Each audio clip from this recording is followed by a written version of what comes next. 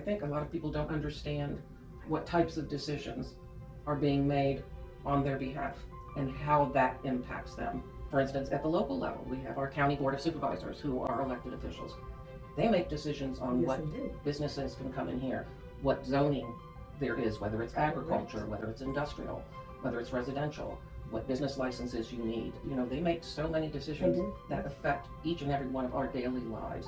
What roads get repaired, where roads get built, if there's a stoplight that's put in town, the school boards that affect everything that your children are being taught and the resources that they have available to them. You know, those people are elected to represent each and every one of us. And each and every one of us should be exercising that ability to have a say in who they align with, that they think best represents their voice. Correct. Yeah. You have a voice.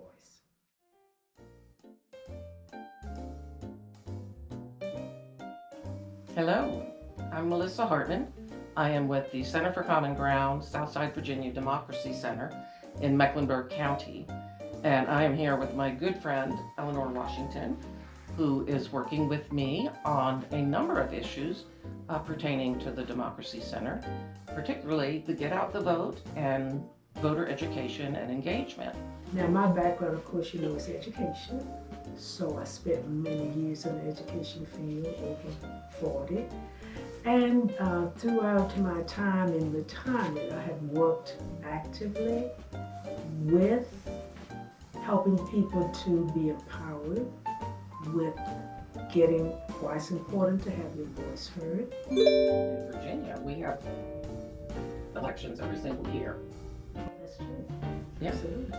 Through this, yes, it is your involvement in elections or whatever, but it's also your involvement into everyday life. Yes. That issues come up, and you might think, well, nobody hears my voice. Well, here are ways that you can make sure people hear your voice. It's information, and it's unbiased, accurate information.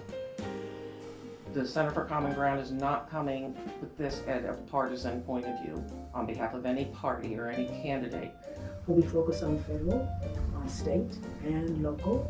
If there's an issue, if there's a concern, if there's information, where do you go to get it? How can you make sure your voice is heard on all those levels?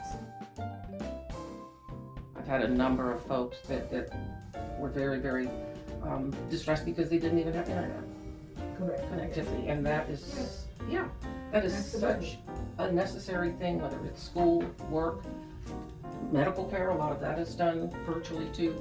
So there are programs that we know about that we've been able to get people connected. We were able to come and speak before our board of supervisors and get a little bit of funding for our food pantries in the county because we have people show up and talk about the need. They have meetings every month. They need to know how people feel. If you can't show up at a meeting, you can email them, you can call them, you can write them.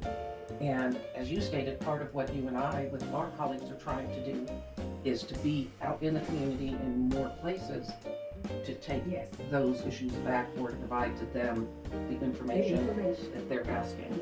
Bring elected officials to talk with them or representatives. So a lot of people that only come out and engage in a presidential year.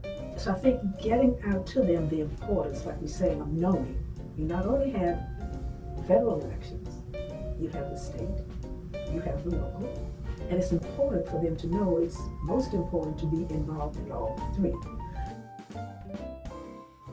It matters because not exercising your voice and your opinions and what's important to you means they don't get addressed or identified. With that being said, Eleanor and I and some other members that work with us are hosting a community conversation on May 31st, right here at Real Talk Media in La Crosse, Virginia.